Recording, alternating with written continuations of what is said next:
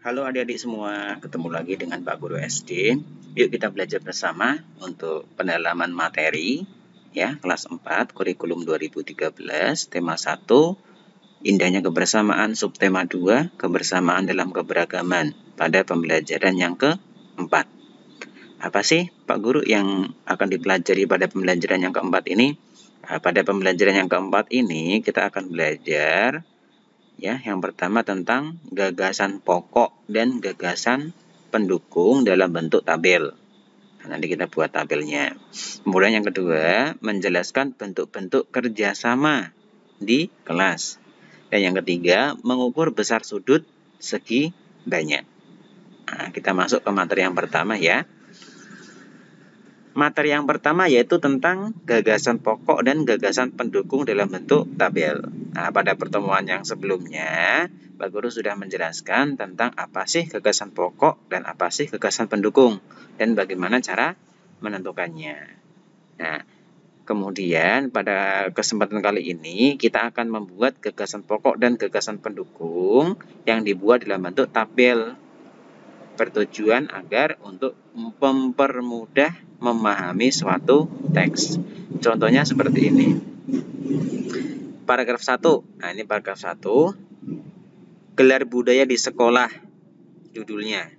Nah, kalimat pertama pada awal paragraf yaitu keragaman tidak hanya terdapat di lingkungan masyarakat, tetapi juga di lingkungan sekolah.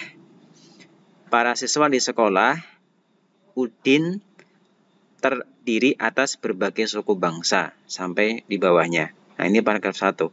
Nah, setelah kita cermati paragraf 1 ini, ternyata gagasan pokoknya ada di awal paragraf atau di kalimat pertama ya. Nah, sedangkan kalimat kedua sampai kalimat seterusnya ini merupakan gagasan pendukung. Nah, ini paragraf pertama ya. Jadi cara menentukannya tadi dibaca baik-baik dari atas sampai bawah. Kemudian kita tentukan mana sih gagasan pokok, mana sih gagasan pendukung. Nah, itu paragraf pertama. Kemudian ada lagi paragraf yang kedua. Ya. Sekolah sering mengadakan gelar budaya untuk memperkenalkan kekayaan budaya Indonesia kepada para siswa. Misalnya, gelar pakaian daerah, gelar makanan tradisional, dan gelar musik tradisional sampai ke bawah. Nah, kalau kita cermati pada paragraf kedua, kalimat pertama pada paragraf kedua ini merupakan gagasan pokok, sedangkan kalimat kedua dan seterusnya itu gagasan pendukung. Kenapa? Karena yang mendukung ya atau menjelaskan dari paragraf atau kalimat pertama ini itu. Jadi gagasan pendukung itu sama seperti gagasan penjelas yang menjelaskan gagasan pokoknya gitu. Nah, tadi ada dua paragraf dalam teks tersebut. Nah, untuk mempermudahnya, kita akan membuat dalam bentuk tabel, ya. Bagaimana caranya? Caranya seperti ini. Nah, kita buat tabel. Nah, di sini ada paragrafnya, kemudian ada gagasan pokoknya, sama ada gagasan pendukung. Pada paragraf pertama, nah, tadi kita sudah mengetahui kan, sudah tahu menentukan ternyata pada paragraf 1 itu gagasan pokoknya ada di kalimat pertama tentang keragaman di lingkungan sekolah, itu kan intinya kan di situ. Nah, sedangkan gagasan pendukungnya, nah ini ada 3 gagasan pendukung ya, disederhanakan kan. Nah, yang pertama para siswa berasal dari berbagai suku bangsa. Yang kedua, macam daerah asal siswa di sekolah Udin.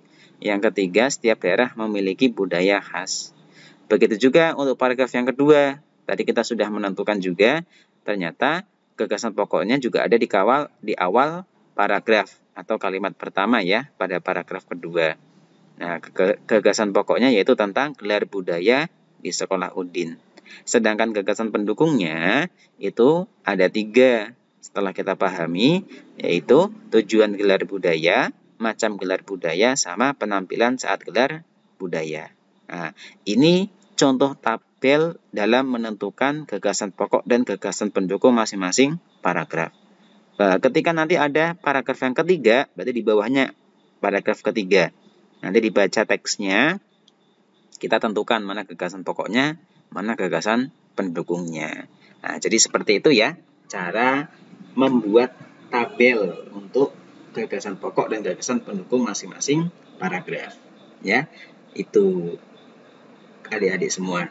Ya, jadi materi kali ini untuk yang pertama ini, kemudian yang kedua kita akan belajar juga tentang menjelaskan bentuk-bentuk kerjasama di kelas. Apa sih kerjasama yang kita bisa lakukan di kelas kita? Nah, adik-adik semua di dalam kelas kalian bisa melaksanakan yang pertama yaitu piket di kelas.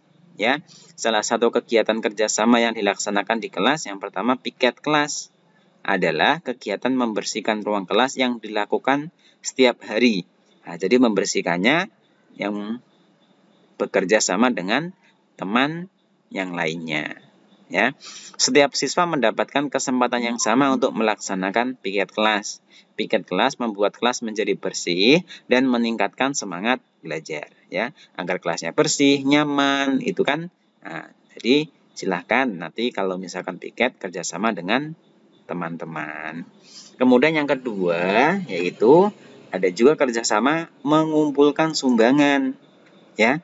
Nah, ketika temanmu mengalami musibah, kamu dan teman-teman akan kerjasama mengumpulkan sumbangan. Sumbangan bisa berupa uang, makanan, dan pakaian bekas. Sumbangan akan diberikan kepada temanmu tersebut. Sumbangan dapat membantu meringankan musibah temanmu. Nah, inilah adik-adik yang dapat kita lakukan di dalam kelas, ya. Yang pertama piket kelas, kedua mengumpulkan sumbangan. Kemudian yang selanjutnya yang ketiga yaitu mengerjakan tugas secara kelompok. Nah, jadi ketika Bapak Ibu guru membagi kelompok, silakan kerjasama untuk mengerjakan tugas, ya. Karena kerja kelompok itu membutuhkan kerjasama antara anggota kelompok. Suatu pekerjaan yang dikerjakan bersama itu akan cepat selesai. Iya. Nah, contoh kerjasamanya di dalam kelas ya bisa saja diskusi, kemudian bisa membuat prakarya, ataupun juga bisa presentasi di depan kelas. Nah, jadi Pak Guru harapkan adik-adik semua di dalam kelas, di sekolah, di rumah itu harus selalu kerjasama, ya. Nah, ini tadi kita pelajari tentang bentuk-bentuk kerjasama yang ada di dalam kelas. Itu. Sampai di sini. Kemudian kita akan masuk materi yang selanjutnya, yang terakhir, yang ketiga, ya, yaitu tentang mengukur besar sudut segi banyak.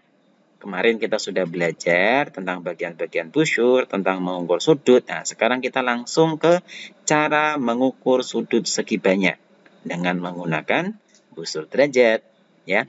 Yang pertama yaitu misalkan nih kita akan mengukur besar sudut A. Nah, ini kan sudut A di sini. Nah, ini kan sudut B, sudut C, sudut D. Nah, caranya bagaimana? Yang pertama, impitkan garis alas busur dengan salah satu sisi yang memuat sudut A. Nah, jadi garis alas busur ini, ya, kita impitkan dengan garis segi banyaknya. Nah, kalau sudah diimpitkan, ya seperti ini. Nah, titik sudutnya harus dipaskan juga dengan garis busurnya yang tegak lurus, ya. Kemudian yang selanjutnya, yang kedua, amatilah angka yang berimpit dengan sisi lainnya. Jika sisi lain berada di angka 70, nah perhatikan, sudah dipaskan, ya, garis busurnya dengan garis segi banyaknya, pas di titik sudutnya, kemudian kita baca. Nah, ini yang kita baca skala yang ada di dalam. Dimulai dari angka 0 kan? Nah, kira-kira lurus yang mana ini garisnya? Kita tarik. Oh, ternyata lurus pas di 70. Nah, sehingga kita bisa menuliskan maka besar sudut A adalah 70 derajat. Itu. Bagaimana bisa? Iya, pintar. Nah, kemudian misalkan nih kita akan mengukur besar sudut B.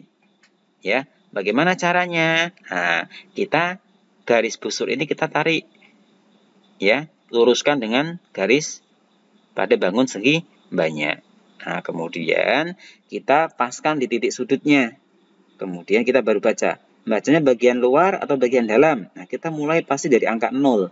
ya, angka 0. Kalau tadi di A kan angka 0. Nah, sehingga angka 0 ini yang bagian luar sekarang. Kita tarik garis lurus. Ternyata dia pas di angka 80 ya. Gitu. Jadi perhatikan baik-baik membacanya dari arah mana gitu. Nah, paham sampai di sini? Iya.